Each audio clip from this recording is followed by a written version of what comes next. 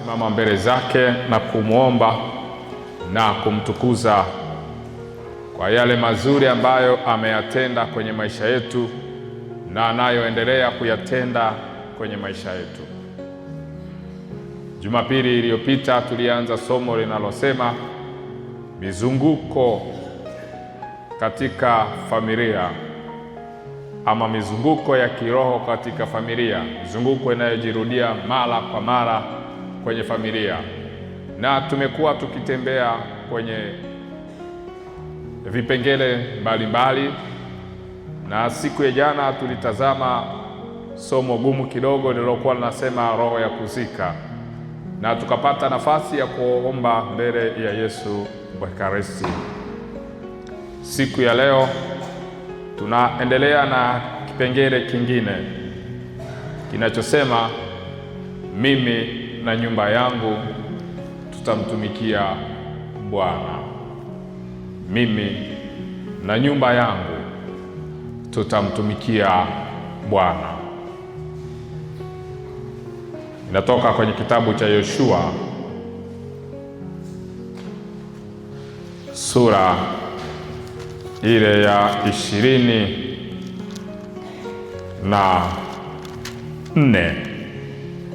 aya ya 15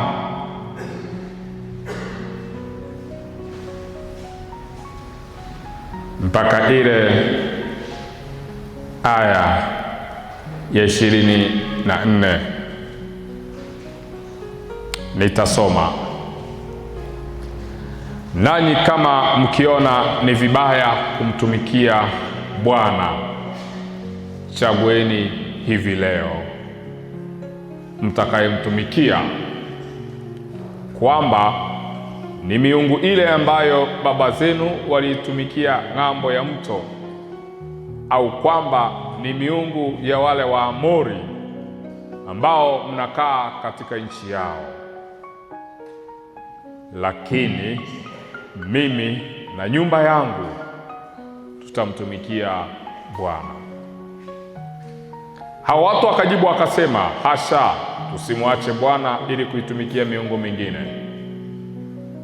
Kwa maana Bwana Mungu wetu, yeye ndiye aliyetupandisha sisi na baba zetu kutoka katika nchi ya Misri, kutoka katika nchi ya utumwa, naye ndiye aliyezifanya ishara zile kubwa mbele ya macho yetu, na kutulinda katika njia ile yote tuliyoiendea, na kati ya watu wa mataifa yote tuliyopita katikati yao. Bwana ndiye aliyewafukuza watu wa mataifa yote watoke mbele yetu, naam, Waamori waliokaa katika nchi hii. Basi kwa sababu hiyo sisi nasi tutamtumikia Bwana, maana yeye ndiye Mungu wetu. Yoshua akawaambia watu, hamwezi kumtumikia Bwana kwa kuwa yeye ni Mungu mtakatifu. Yeye ni Mungu mwenye wivu, hata wasamehe makosa yenu wala dhambi zenu. Kama mkimwacha Bwana na kuitumikia miungu migeni, ndipo atageuka na kuwatenda mabaya na kuangamiza baada ya kuwatendea mema. Lakini hao watu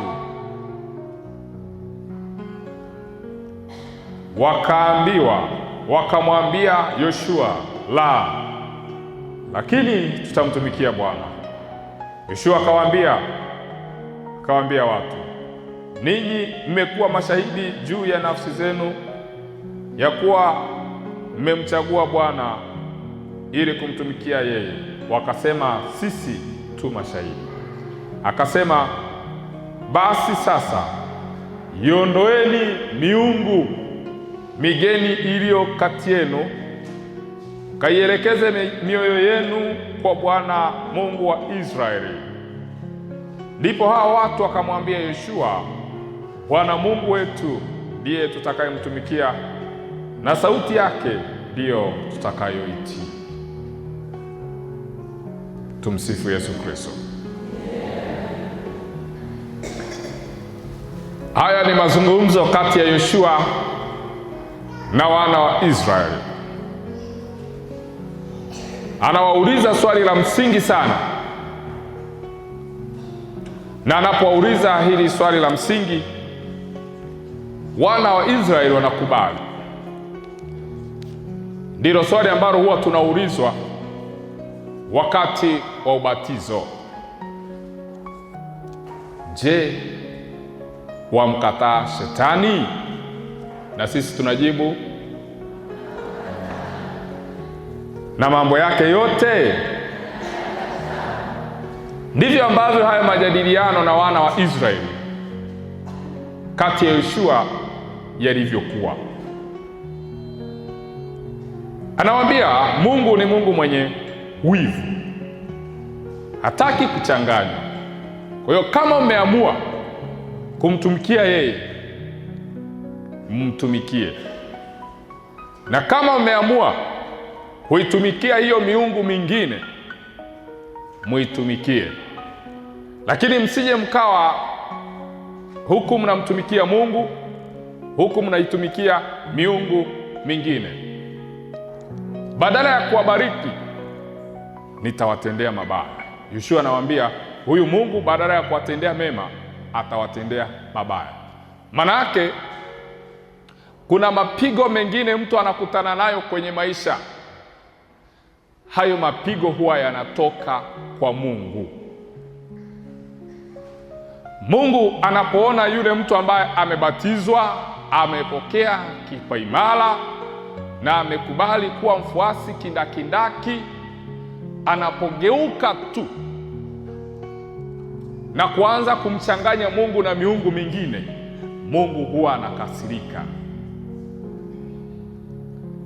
Na leo ngoja niwaambie, kuna laana nyingi, kuna laana nyingi. Kuna laana ya Shetani, kuna laana ya wanadamu, na kuna laana ya Mungu. Na Mungu huwa anaachilia laana kabisa. Unapomuuzi ikafika mahala anakuweka kwenye kundi la watu waliolaaniwa, anaachilia laana. Na Mungu pia huwa anaondoa ulinzi wake kwa wale watu ambao hawajamtegemea, au wale watu ambao wanaamua kutegemea miungu mingine. Anapoona mtu ametoa matumaini yake kwa Mungu, Mungu anamwacha huyo mtu, anasema okay, sawa, nenda ukafanya unachotaka kukifanya.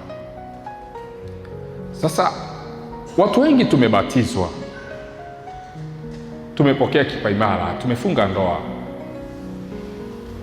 wengine tuna madaraja pengine ya upadre, wengine wana nadhiri mbalimbali na viapo mbalimbali vya kitawa. Wengi tuko hivyo, lakini ukichunguza familia tunazotoka, unaweza ukakuta familia ambayo ina mapadri wawili au hata mmoja, lakini ukakuta hiyo familia ina watu ambao ni watenda dhambi sana, yaani wanaenda kwa waganga usiku na mchana. Unaweza ukakuta familia ambayo ina mtawa, lakini hiyo familia mambo inayoyatenda ni ajabu sana. Unaweza ukakuta familia ambayo watoto wote wamebatizwa na wamefunga ndoa, lakini usiku na mchana wanaenda kwa waganga wa kienyeji, wanafanya matambiko hivyo. Mungu anamwambia Yoshua kwamba kuambia hao wana wa Israeli wasinichanganye, wasiabudu miungu mingine, alafu muda huo huo wanasema wananihitaji mimi. Na Yoshua anajitoa, anawaambia lakini mimi na nyumba yangu tutamtumikia Bwana.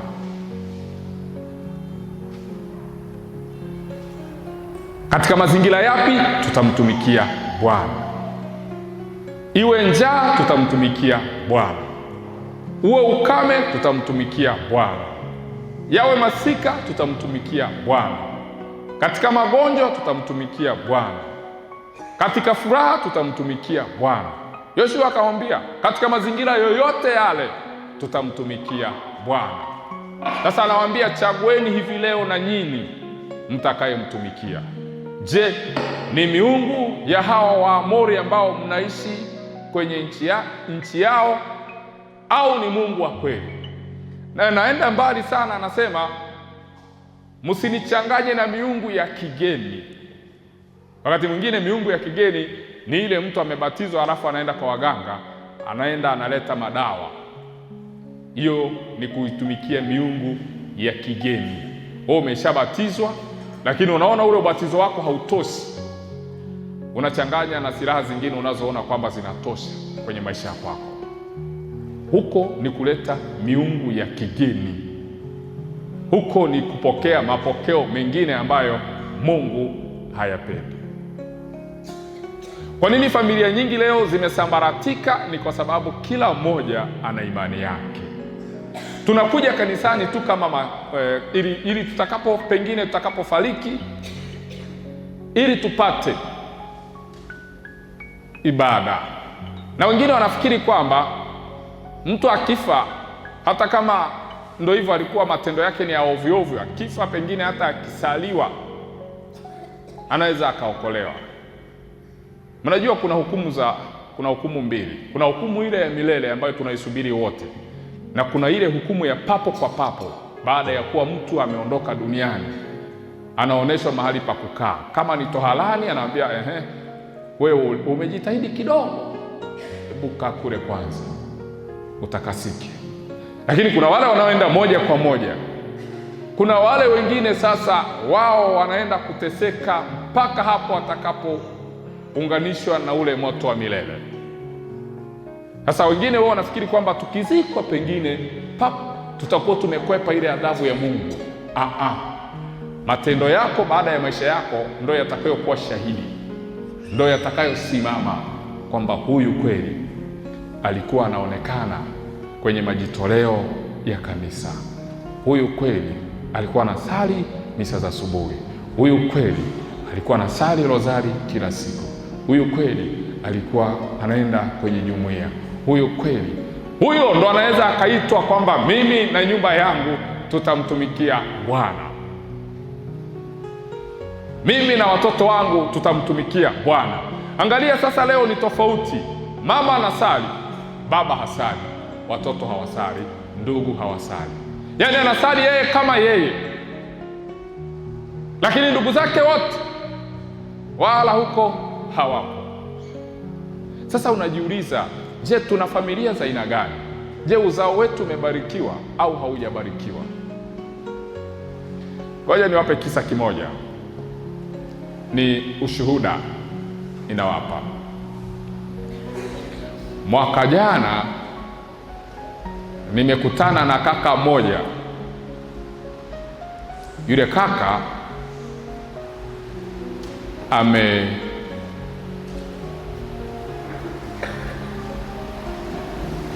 ameoa na amefunga ndoa, lakini kabla ya kufunga ndoa alikuwa na mahusiano na dada mwingine. Alipokaribia kuoa, akaamua kuoa dada mwingine tofauti na yule ambaye walikuwa wameahidiana huko nyuma. Wamekaa kwenye mahusiano kama miaka 4 na kitu. Ikafika nafikiri aliona kwamba hawaendani, labda kwenye tabia fulani hivyo, akaamua mpige chini ili amchukue mwingine. Yule dada aliumia sana kwamba huyu amenipotezea muda miaka 4.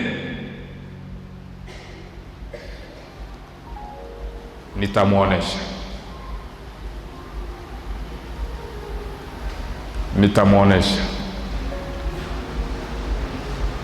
Huyu kaka ikabidi tu ifike mahala akaendelea na prosesi za kuoa huyu dada mwingine. Huyu dada mwingine akawa amesikia kama anataka kuoa. Alipomuuliza akasema, ni kweli nataka kuoa, nisamehe tu kama tumeishi kwa muda mrefu alafu sija kuoa, nisamehe. Yule dada akakasirika sana. Alikuwa ni mfanyakazi moja wa wizara fulani ya serikali. Akaomba likizo. Alipoomba likizo, akaenda Msumbiji. Kule Msumbiji kuna mganga taalamu sana. Alipofika kwa yule mganga, akamweleza, bwana, mimi nimekuja hapa, kilichonileta ni kwamba kuna mtu nimekuwa naye kwenye mahusiano miaka 4 sasa hivi, anaenda kuoa mwanamke mwingine. Sasa ninataka aharibiwe kwenye maisha. Yule mganga akamwambia, usifanye chochote kwanza, ninaomba urudi tena Tanzania. Akamuuliza, si mnawasiliana vizuri na yule dada, na yule kaka? Akasema, tunawasiliana vizuri. Basi nenda ushiriki naye tendo la ndoa. Utakaposhiriki naye tendo la ndoa, utumie kinga, alafu zile mbegu uniletee, ndo na shida nazo. Msifu Yesu Kristo. Basi yule dada akarudi, akaja akamtafuta yule kaka,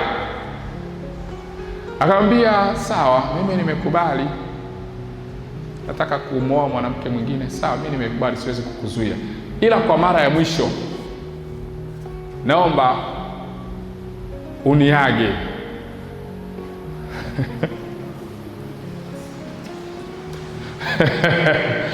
Tumsifu Yesu Kristo. Si mnajua kuaga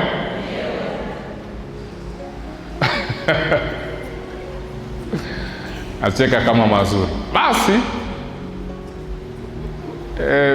fisi huwa akatai nini?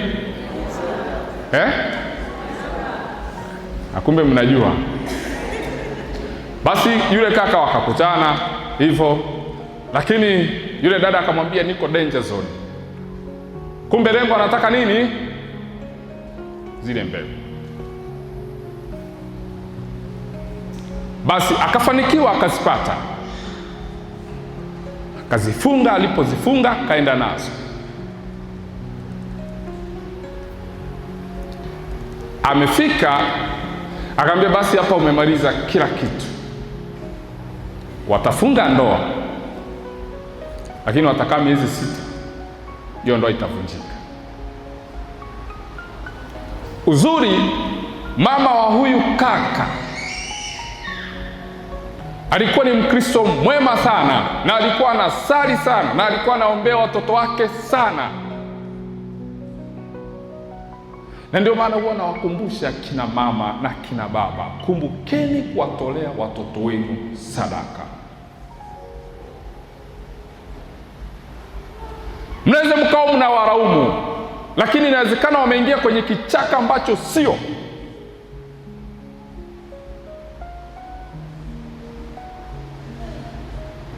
Lakini leo padre akikwambia, mwanangu, toa sadaka kwa ajili ya uzao wako, unaweza ukamwona mpigaji kabisa,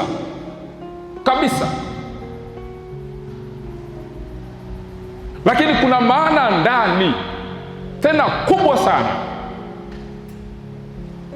Basi yule mganga akaangalia kwanza zile mbegu kwenye madarubini yao, akamwambia yule dada, mama yake yuko hai? Nasema nachotaka kufanya naona kama hakitafanikiwa, ila naweza nikabadilisha. Akamwambia, wataendelea kuishi, lakini kila mimba atakayekuwa anapata itakuwa inatoka mpaka atakapo mkataa huyu dada.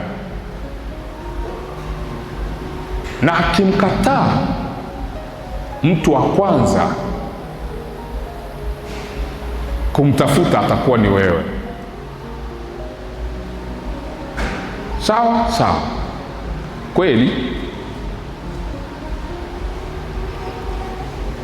Mara ya kwanza mimba ikatoka, ya pili ikatoka, ya tatu ikatoka, ya nne vurugu zikaanza ndani. Wewe una mikosi, wewe una mikosi. Hau, kwa nini hutaki kunizalia? Vurugu zikaanza, upendo ukapungua. Yule kaka alikuwa anafanya kazi na serikali, akahama. Alipohama akahamia ule mkoa aliokuwa anaishi Widala.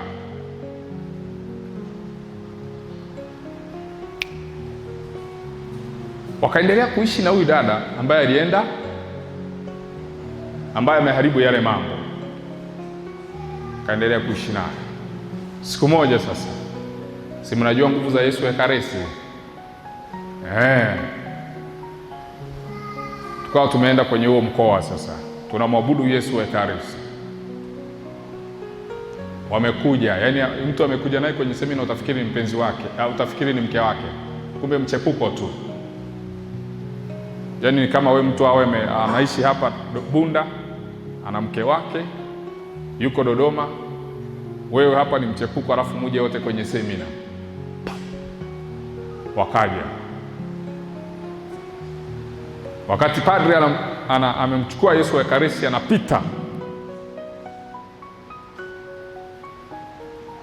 yule dada alianza kutembelea kucha,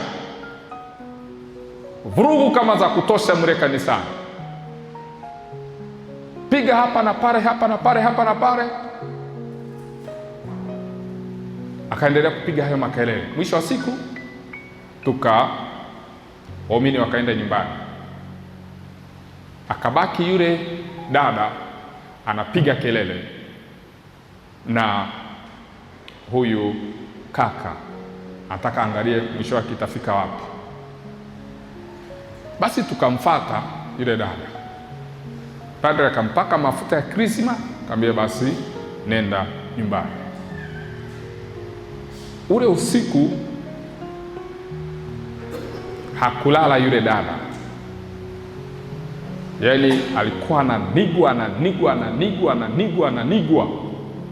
ambia nini hiki ambacho umekifanya, nini hiki ambacho umekifanya,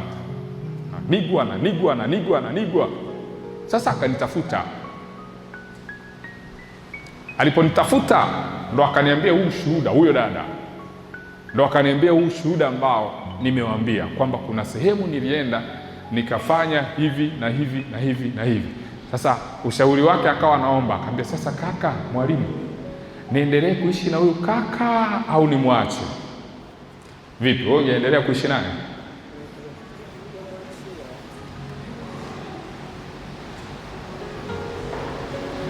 Sasa angalia, yule dada akasema sasa nitafanyaje, na nasikia yule mganga alishakufa.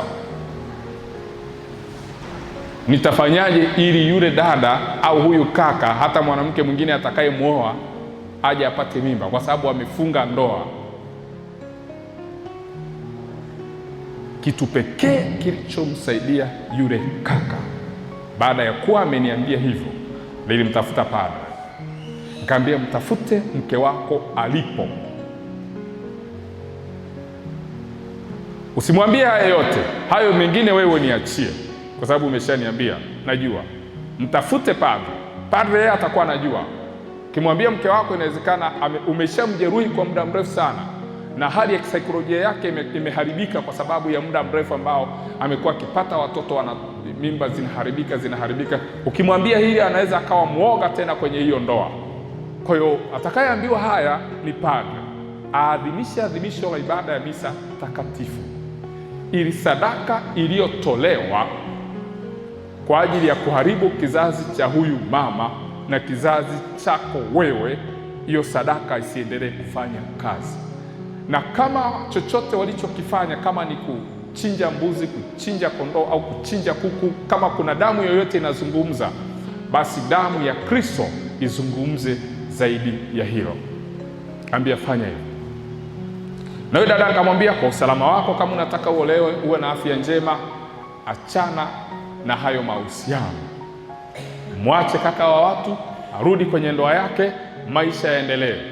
Mungu atakupa mwanaume mwingine, lakini sharti ni moja, utubu. Hao ni Wakatoliki. Angalia sasa, alipoenda kwa yule mganga alitoa 1.5 milioni. Leo kuna mtu hapa tukikwambia toa 1.5 milioni, pengine natolea mfano kwamba tunaomba uchangie 1.5 milioni pengine kwa ajili ya benchi moja, unaweza ukawa unaenda kusali Nyasura.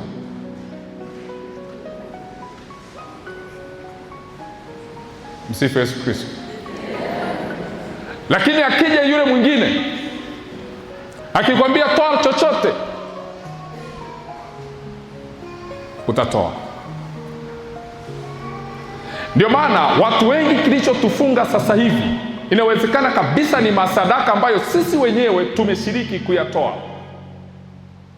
Na kawaida ya sadaka yoyote unayoitoa mahali popote, hiyo sadaka huwa inazungumza.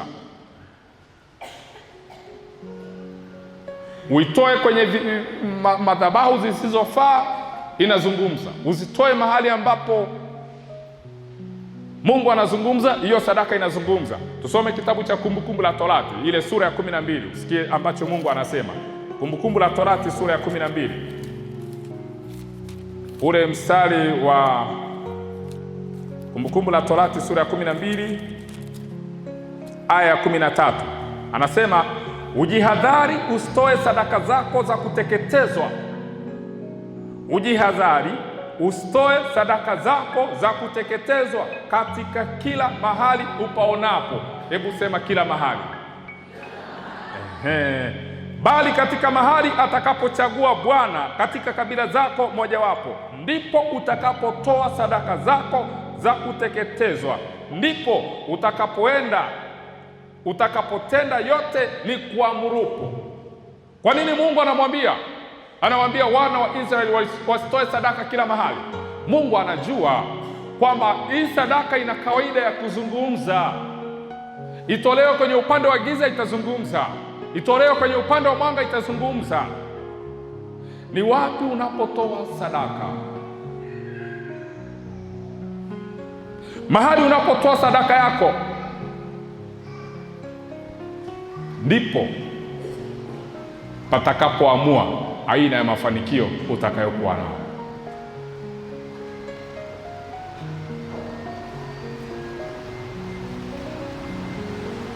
Mahali unapotoa sadaka ndipo patakapoamua aina ya kizazi utakachokuwa nacho. Mahali unapotoa sadaka ndipo unapokabidhi watoto wako. Nikwambie hivi, unapoenda kwa mganga, hauendi wewe peke yako, unaenda na uzao wako. Hata kama wakati huo wanakuwa hawapo, unaenda nao. Unapokuja kanisani ukatoa sadaka hapa, unakuja na kizazi chako hata kama hakipo. Kule Arusha nilikutana na baba mmoja, ni tajiri sana, ana watoto 3 wa kiume. Mtoto wa kwanza amesoma Urusi, mambo ya nyuklia. Mtoto wa pili amesoma Canada, ni daktari bingwa mambo ya neuro.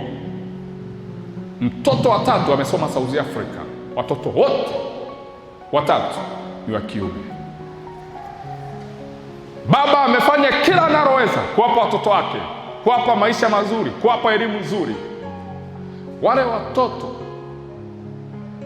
walipokutanika kwa pamoja, huyu mkubwa na huyu wa pili, huyu wa katikati, alikuwa amepata aina fulani ya tabia.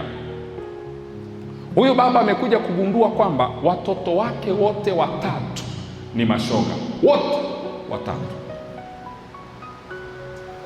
Tulipokutana na huyu baba akaniambia, Boke, ninajilaumu sana kuzaa na mwanamke mmoja. Nikamuuliza, kwa nini unajilaumu? Akasema, ningekuwa walau nimezaa hata na mama mwingine ningeokoa, lakini leo nimezaa na mmoja na hawa watoto wote wamekuwa mashoga. Nikamwambia, hapana, hata kama ungezaa na wanawake 100, kama shetani alikuwa amekutarget kwenye hilo eneo, alikuwa amekutarget. Sasa angalia wazazi wengi tulivyo, tunaweza tukawekeza maendeleo makubwa kwa watoto, hasa maendeleo ya kimwili, lakini tukasahau maendeleo ya kiroho. Huyu baba anasema, sasa nimejikuta mimi sasa sina mtoto yeyote ambaye nimezaa. Huyu shoga ataoa nani? Ataoa nani? Ngambia usiwakatie tamaa. Ambacho nilimshauri ni kimoja. Nikamwambia, ninaomba uchukue milioni 180 kama unazo. Najua ziko ndani ya uwezo wako. Milioni 180. Utafute parukia 3, na kama hauwezi kutafuta, mimi naweza nikakutafutia parukia 3. Na hizo parukia utafute parukia ambazo hazina kikanisa au chepo ya kuabudia Yesu Ekaristi. Alafu ujenge hizo chepo 3. Chepo moja kwa ajili ya mtoto wa kwanza, chepo nyingine mtoto wa pili, chepo nyingine mtoto wa 3. Alafu mwambie Yesu Ekaristi kwamba madhabahu hii ambayo nimeijenga hapa iwe madhabahu kwa ajili ya uzao wangu. Ninaomba kila chepo imfuatilie mtoto wangu, na kila chepo ihakikishe kwamba inapambana na haya madhabahu za giza ambazo zimewameza watoto wangu. Mtoto wa kwanza huyo aliyekuwa shoga, mwaka jana mwezi wa 9 alifunga ndoa. Mtoto wa kwanza ambaye hajapona vizuri mpaka sasa ni yule wa mwisho, lakini walau huyu mwingine na yule anayefuata, ingawa hajaoa, walau matumaini yapo.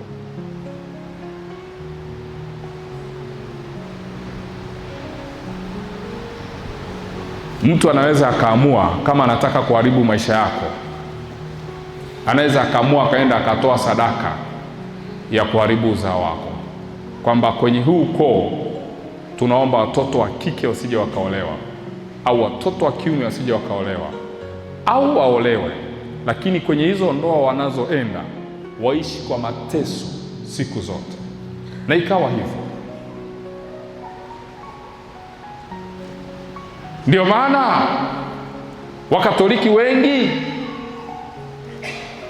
tunachosahau ni kwamba wakati wa ndoa wengi tunakumbuka kuwekeza kwenye mwili, lakini hatukumbuki kuwekeza kwenye roho. Maandalizi ya ndoa huwa sio maandalizi ya kimwili tu, yanatakiwa kuwa maandalizi ya kiroho kwanza. Ninawaambia hivi, ingetokea Mungu akawafunulia macho ya rohoni wakati ule padre anapofungisha ndoa hapa, anasema alichokiunganisha Mungu mwanadamu asikitenganishe. Lakini angalia leo mchepuko anatenganisha ndoa. Angalia leo ndugu wanatenganisha ndoa. Angalia leo marafiki wanatenganisha ndoa. Angalia leo magonjwa yanatenganisha ndoa. Angalia leo pesa inatenganisha ndoa. Lakini ungekuwa na macho ya rohoni, ukatoa na sadaka yako hapa, ukamwambia Mungu, sadaka hii iwe shahidi kwamba hii ndoa haitavunjika. Sadaka hii iwe shahidi kwamba kila mtoto mtakayemzaa kwenye hii ndoa, huyo mtoto atakuwa na maadili mazuri. Sadaka hii iwe shahidi kwamba watoto nitakaowazaa watafanikiwa. Sadaka hii iwe shahidi kwamba watoto nitakaowazaa kwenye hii ndoa hawatageuka kuniumiza. Sadaka hii iwe shahidi kwamba uzao wangu utakuwa uzao wa baraka, sio uzao wa laana. Lakini wengine tuko hapa tunafunga ndoa, tunawaza ukumbi itakuwaje. Uko hapa unafunga ndoa, unamwaza ni nani hajachangia kwenye harusi yako, na utamuona kwenye ukumbi.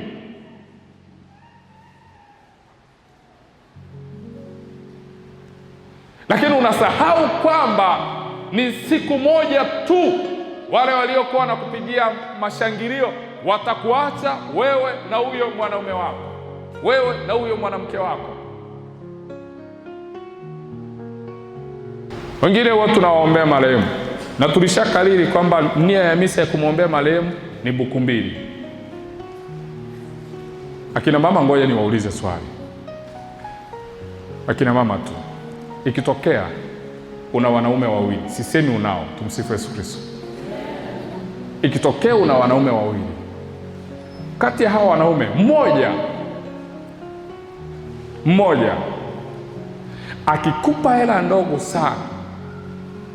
akikupa hela ndogo sana, anakupa shilingi 50 kila mnapokutana. Hiyo ni ndogo sana, na anakuomba msamaha kwamba mama, naomba unisamehe, leo siko vizuri, chukua hii 50. Mwingine wa pili akikupa hela nyingi sana, amekupa 2000. Kati ya hawa wanaume wawili, ni nani akipiga simu na wahi kupokea mapema? Mimi sijasema, nimewauliza. Ni nani akipiga simu na wahi kupokea?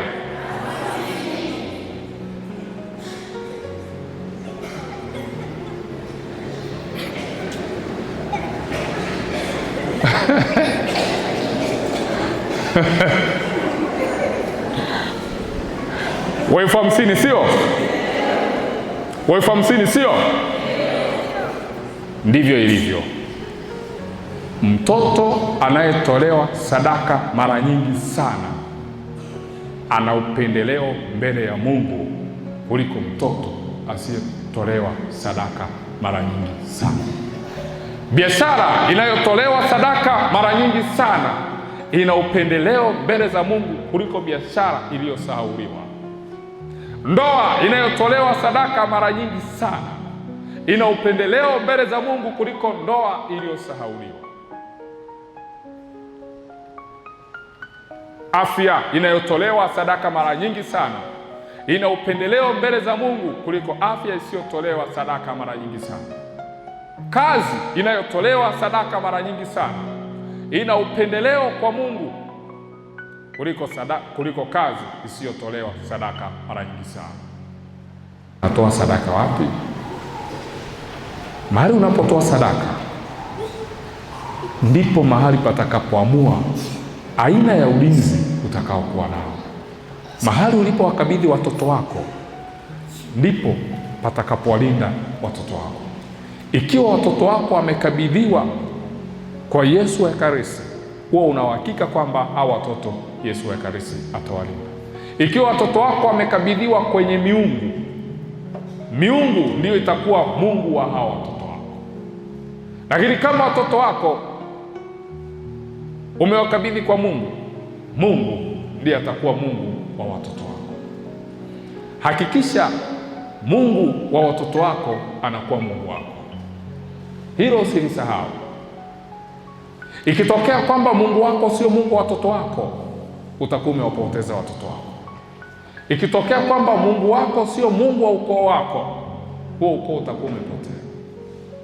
Leo tuna utofauti mkubwa sana, kwa sababu Mungu tunayemwabudu inawezekana kabisa akawa tofauti na Mungu anayewalinda watoto wetu. Unajua kwa nini watoto wengi leo hawasali, au kwa nini vijana wengi hawasali? Ni kwa sababu Mungu wako unayemwabudu kila siku ameshindwa kujitukuza kwenye maisha yako. Kwa watoto wako walipokuwa wakaanza kuona huyu Mungu ambaye mama au baba amekuwa akimwomba miaka yote, mbona hatujawahi kumwona huyu Mungu akimsaidia huyu mama au huyu baba? Lakini kama watoto wako wangeona Mungu anayekusaidia, ni uhakika kwamba watoto wako wangemkimbilia huyo Mungu anayekusaidia. Wangekuwa wanakuona wewe kama baba au mama unapiga magoti mambo yanapoenda kinyume, hata watoto wako wakipata shida watapiga magoti, watamlilia huyo Mungu unayemlilia. Kama watoto wako wamekuona ukiwa unatoa sadaka kanisani wakati wa furaha, wewe una uhakika kwamba watoto wako wakiwa na furaha watatoa sadaka kanisani. Kama watoto wako wamekuona ukiwa una nyakati za huzuni, ukaja ukatoa sadaka kanisani, hata watoto wako watakapokuwa na huzuni watakuja kutoa sadaka kanisani. Lakini kama watoto wako wamekuona unajenga nyumba, unaita waganga wa kienyeji kuja kuizindika nyumba, huwa una uhakika kwamba hao watoto na wao siku wakikua na wakajenga nyumba wataita mganga kuja kuzindika hiyo nyumba. Kama watoto wako wamekuona ukiwa umefungua biashara mpya, unawaita waganga kuja kuzindika hiyo biashara mpya, hujua kwamba hao watoto leo na kesho wakiwa wafanya biashara, wakifungua biashara watawaita waganga wa kienyeji kuja kuzindika hilo duka lao. Lakini kama watoto wako wamekuona kila unapofungua duka jipya unamuita padre kuja kubariki hilo duka, wewe una uhakika kwamba hata watoto wako kesho wakiwa wafanya biashara, wakifungua duka, mtu wa kwanza kumuita watamuita padre kuja kubariki hilo duka. Lakini leo mambo ni tofauti. Ni Mungu gani ambaye umewatambulisha kwa watoto wako? Mungu uliyemtambulisha kwa watoto wako ndiye atakuwa Mungu wa watoto wako.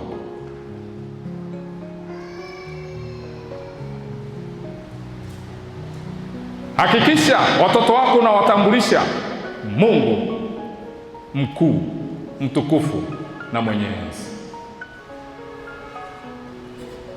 Yoshua akawaambia wana wa Israeli, mimi na nyumba yangu tutamtumikia Bwana.